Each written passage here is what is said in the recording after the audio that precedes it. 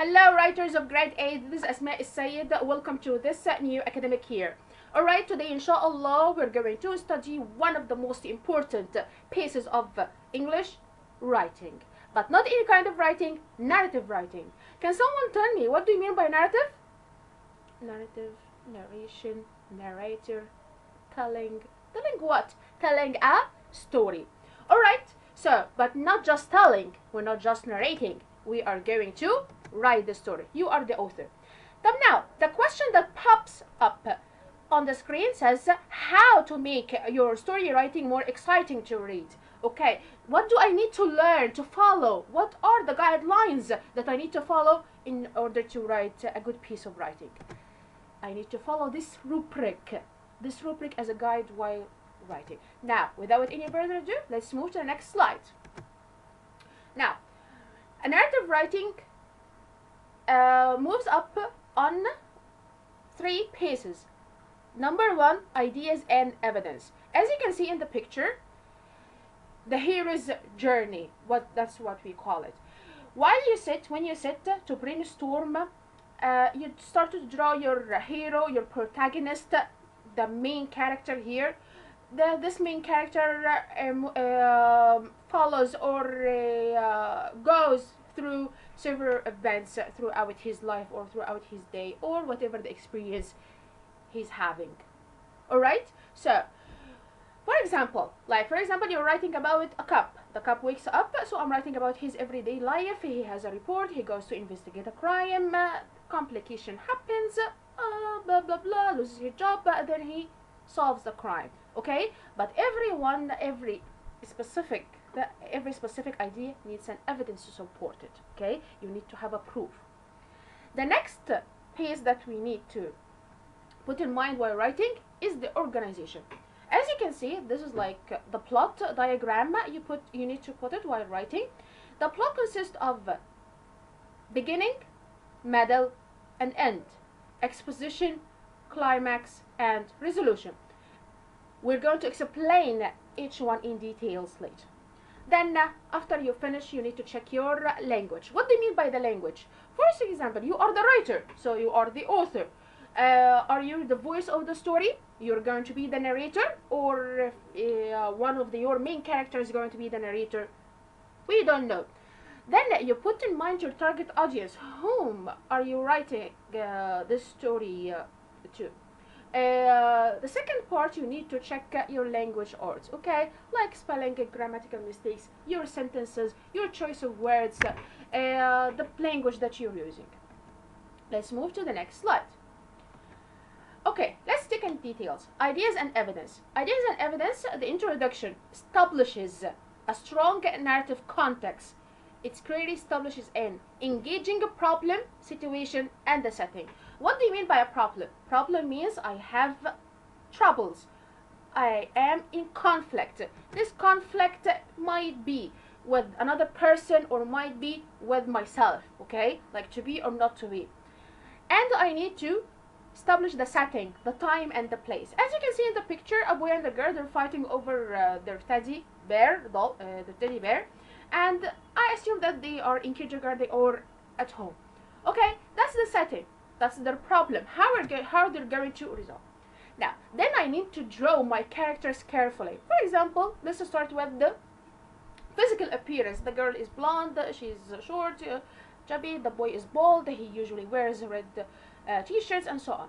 Then the motivations, why they're fighting, what is happening, okay? So the question here, when I ask them, that he is very annoying, very noisy, because I can see that his mouth is always open, and the girl is extremely nervous, okay? She holds up everything.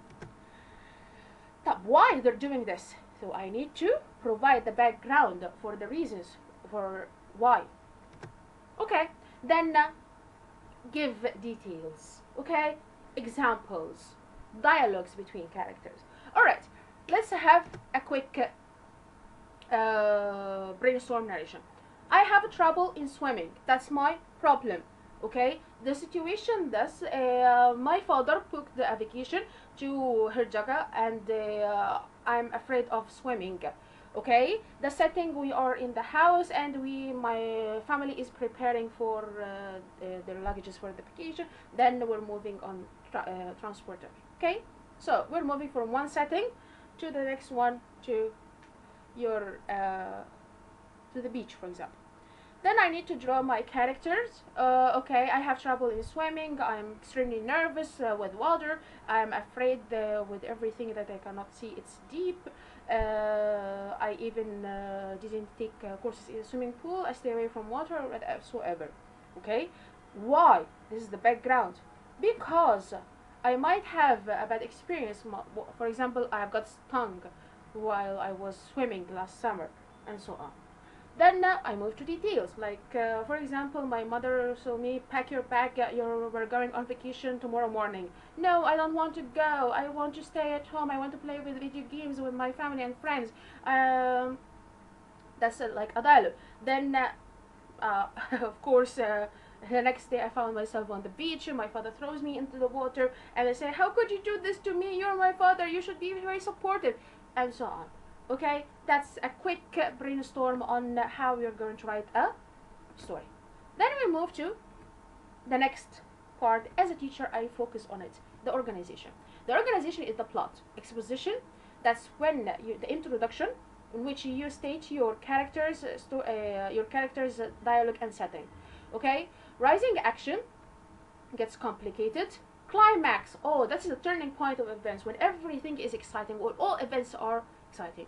Falling actions, no, it's relieving. And then the resolution.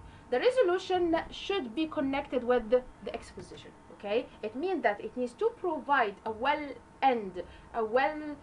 elaborate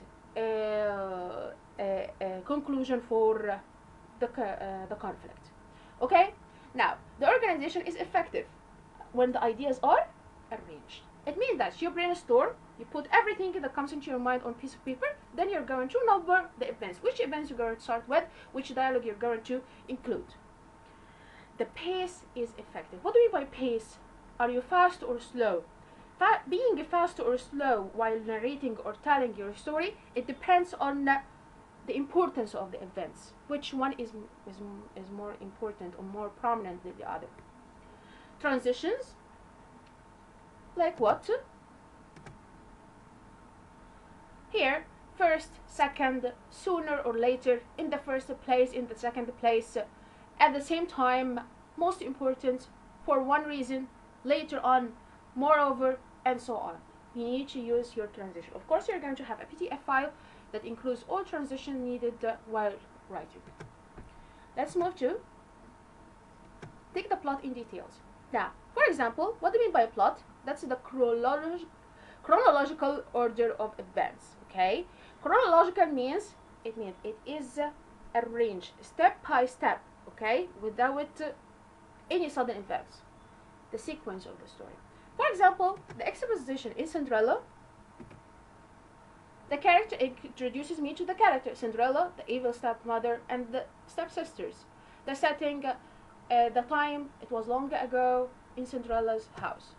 The conflict in Cinderella, that there is going to be a ball, a party, where the prince will choose a bride. He's going to marry one of the guests.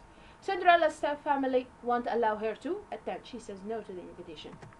Okay, so all of this is mentioned in the exposition. So the conflict should be introduced in the exposition. The rising action. Cinderella's fairy godmother makes it possible for her to attend the ball, but she must leave at midnight. She dances with the prince, and it's a magical moment. Okay, this is rising action. It means it's developing. The story is moving forward to another setting, another place, more characters added. The climax, the turning point. Midnight, and Cinderella must leave. So she flees from the palace and loses her glass slipper on the steps. Oh, this is exciting. And of course, you need to add some background music. Falling action. The prince uses the slipper to find Cinderella. He tries the slipper on every female in the land, including the stepsisters, but it does not fit. It kind of illogical. If he sees her in the ball, how wouldn't he remember her face? and she has the only foot size in the whole kingdom. Oh, fairy tales.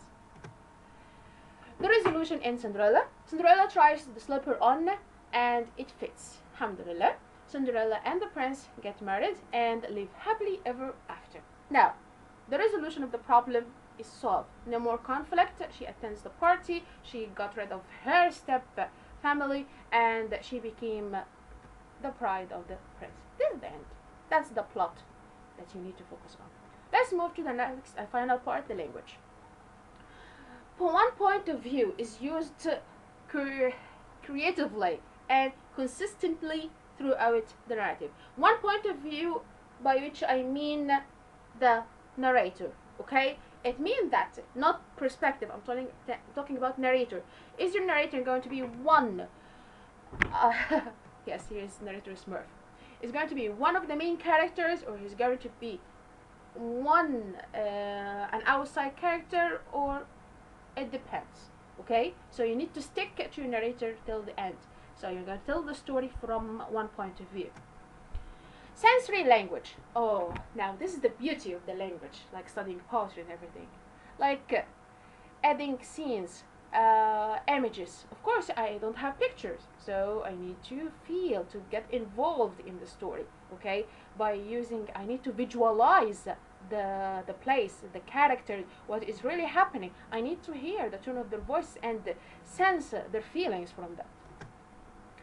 Okay, kind of figurative language like simile, metaphor, oxymoron, and hyperbole. Okay, the most known parts, simile and metaphor. So what do I need you to do is to show, not to tell. We will talk in details about show, not to tell later.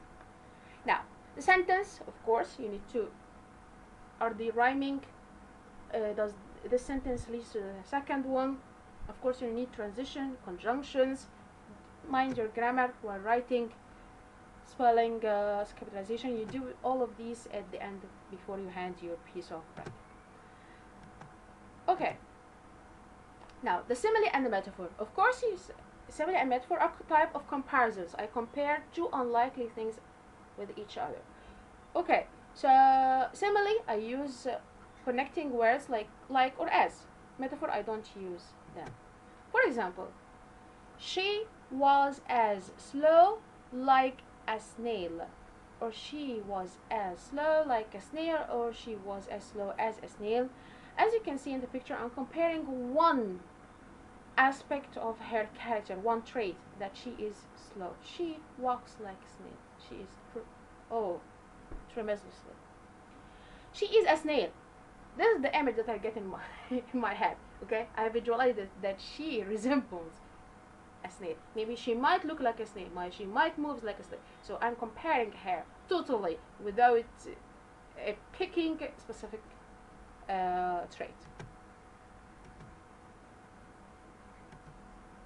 Personification. Personification, like here, and of course, giving human qualities to objects and animals. Okay, for example, from Mr. Sun. Mr. Sun wakes up at dawn, puts his golden slippers on, climbs the somber sky at noon, trading places with the moon. Okay, now I am giving a human quality to the sun. First of all, I called him Mr. Sun. Okay, we usually in our Arabic language refer to the sun as a female. Okay, not a man. The second one, wakes up. Does the sun wakes up? Okay, so does the sun put on golden slippers and so on? Now, all of these are human qualities that add to the sun. Okay, that's all for now. Now, let's focus on the introduction. Okay? Everyone likes a good story, whether it's fiction or non-fiction. Fiction means what? It means that out of imagination. Non-fiction means real. Okay? But what is that makes you want to keep reading? From the list, choose the qualities that keep you turning the pages. Okay? Now, I want to read the story to its end when it grabs my attention right away, when I feel that I am hooked as an audience. Yes. Keeps me wondering what's going to happen next. Oh, suspense. Yes, please. makes me care about the people or characters involved in it, of course I need to feel what they feel. Okay, I need to feel that I'm inside the character. The story is relatively easy to follow, of course, please. Like for example, the movie Inception.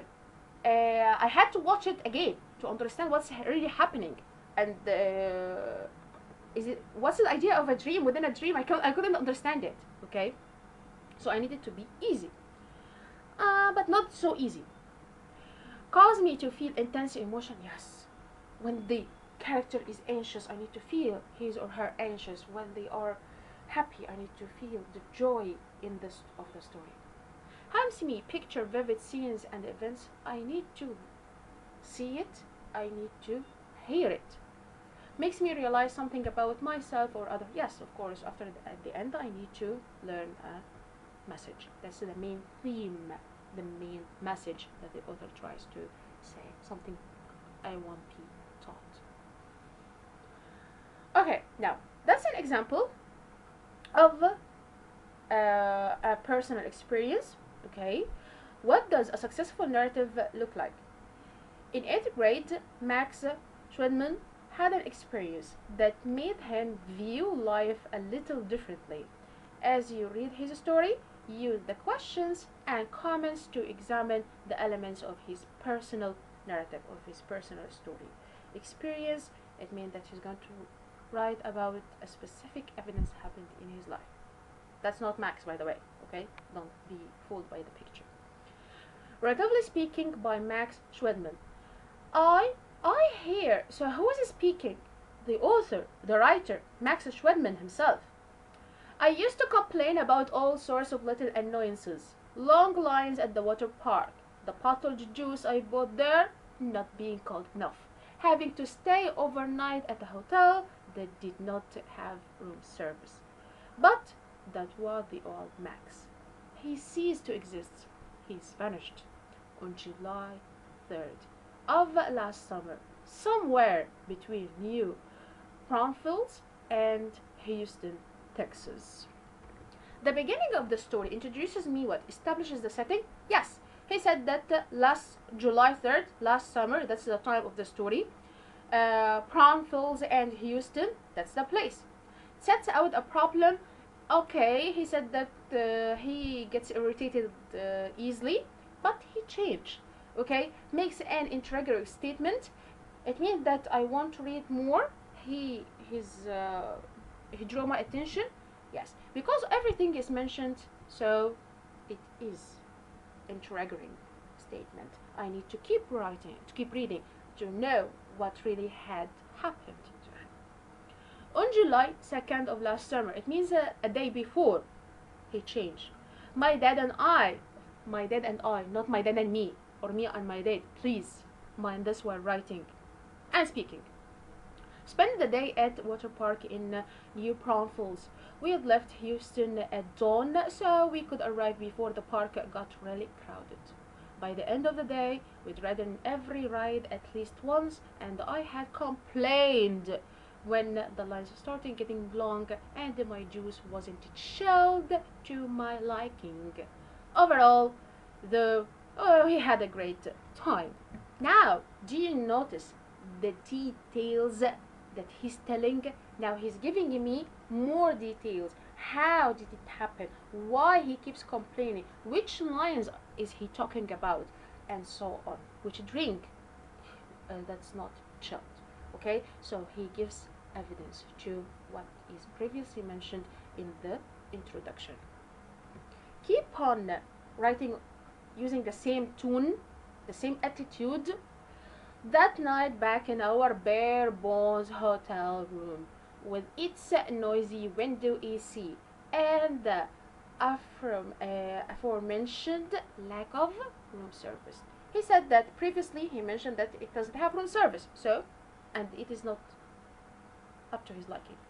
I asked my dad, now time for dialogue, do we really have to stay in New Braunfels another day? I'm sunburned and exhausted.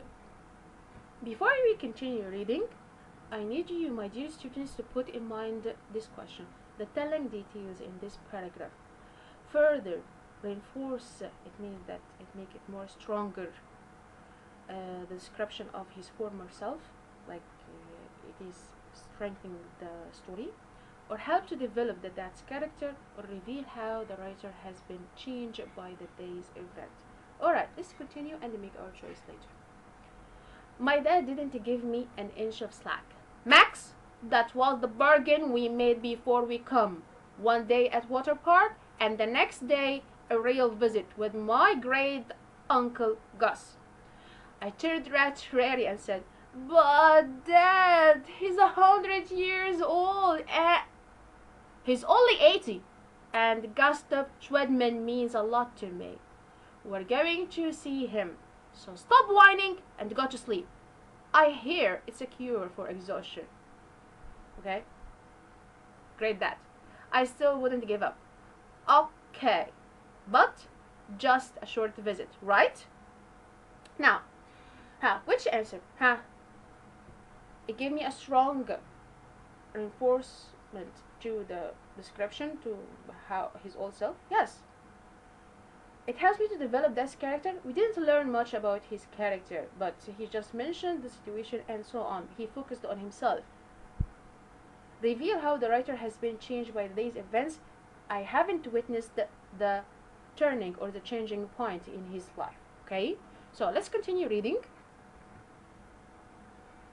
I wanted to get back to Houston, to my skateboard, video games, and friends. A lot can happen in 2 days.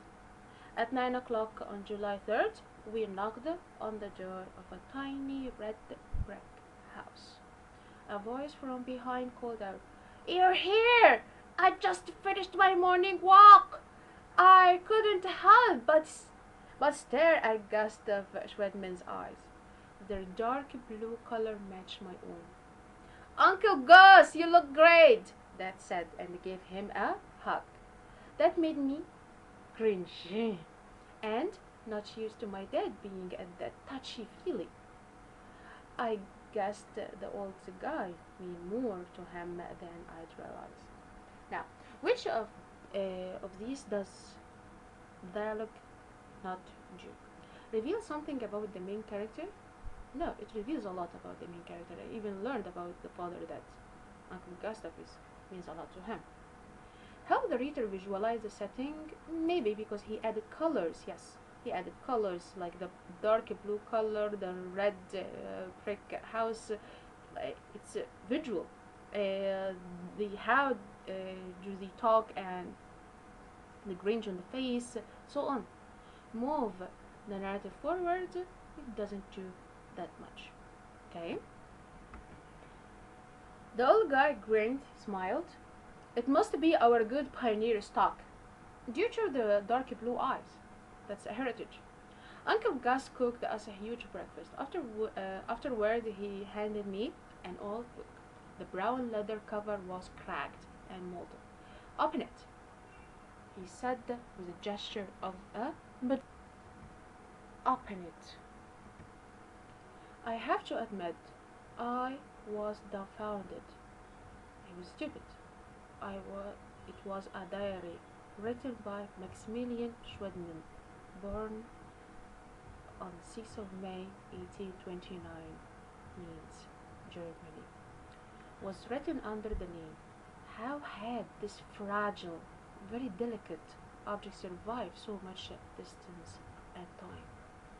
Uncle Gus said, "In my genealogy," look at the word genealogy. It consists of two parts, gene and ology. Gene, it means that's the part of our body. Ology, that's the study. So the study of genes. Research, I discovered that the father of this Maximilian was an English instructor. I'm sure that's why the boy knew English as well as German.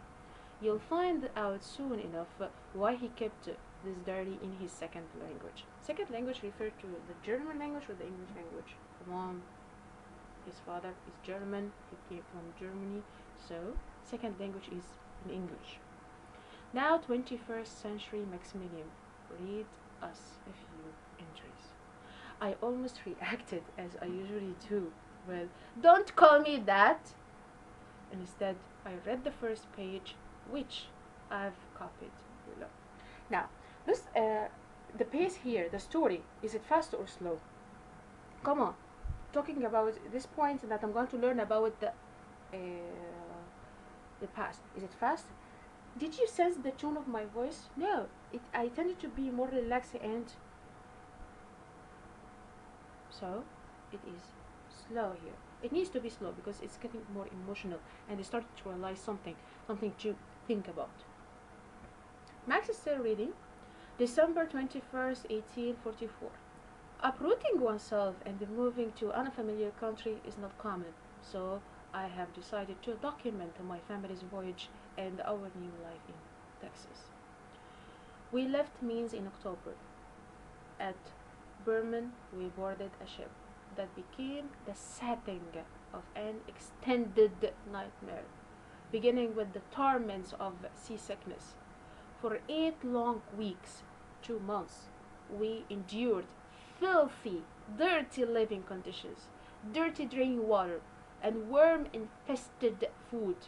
Miraculously, alhamdulillah, everyone in my family survived the crossing. Oh, now that's a great comparison. The details in this entry are a stark contrast to those modern day Max's life. So, his great great great grandfather suffered from this, and he complains about chilling drink.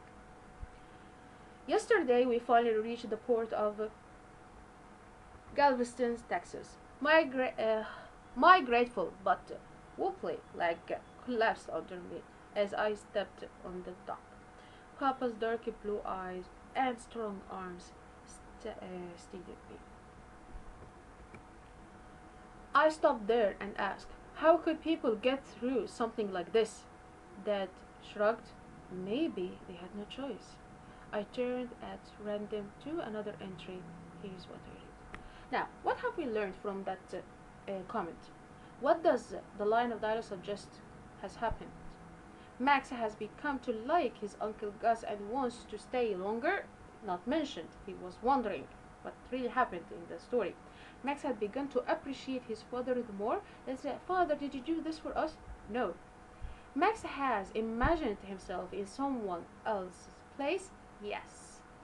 How could people get through something like this? He started to imagine himself being in their situation. Now, June 21st, 1845. 3 months have passed since we settled in New Braunfels. So many hardships we experienced to get here.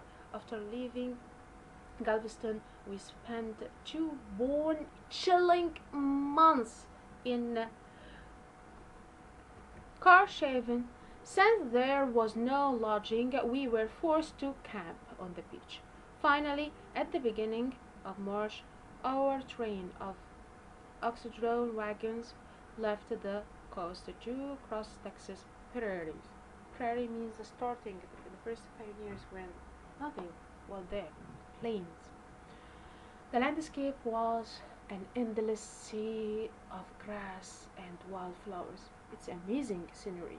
Wow, it gives me a visual image what it was like. Sadly, oh, of course, he had to make it more dramatic. Several of our fellow travelers died along the way, including a boy my age I had befriended. On March 21st, we arrived here, where the Guadalupe and Carmel rivers join.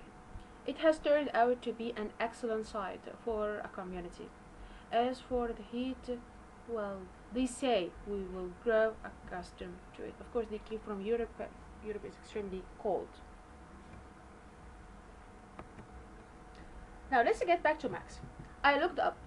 I was dying to read more, but Uncle Gus said, enough for now. I want to visit with your father.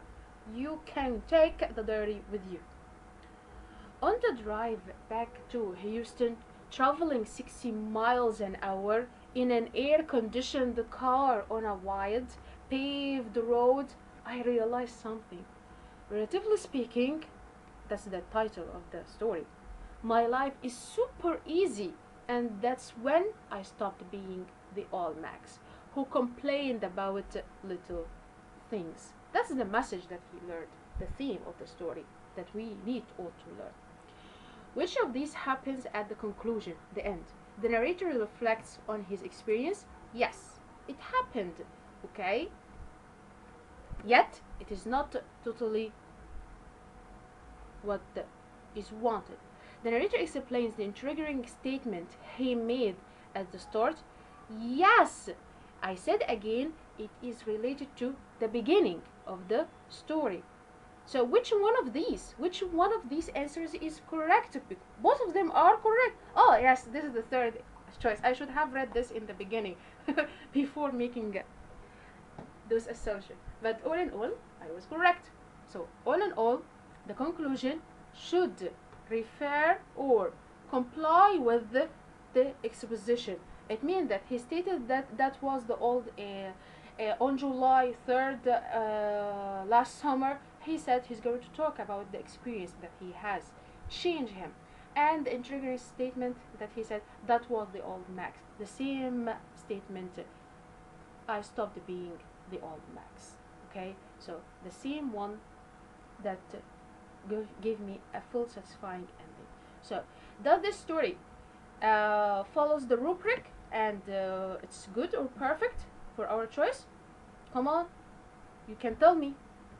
Now, what about the narration here? The narrator is who is the narrator? Who told the story? Max himself. Max told the story from his own point of view, from his own perspective. And Max here is my main character, is my protagonist, is my hero. He's telling me about his personal experience. So, in this personal narrative, the narrator has access to all the character's thoughts, but isn't a character himself.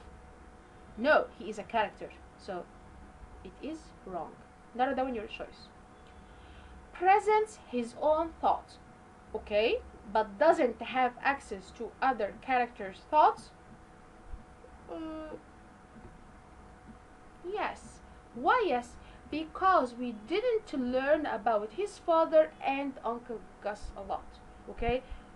Just from the dialogue as a response to his complaints, okay? So it focuses only on his thoughts on himself, okay? Reveal the thoughts of one character but isn't a character himself. We have already established that he is the main character and he focused on his own idea. So what type of narration is it? First person of narration. He used I, we a lot. He talked about himself. He dug deep into his own thoughts and emotions, and we can even hear his thoughts, everything, rather than focusing on other characters. Okay, thank you so much. That was our intro part 1 for our writing course.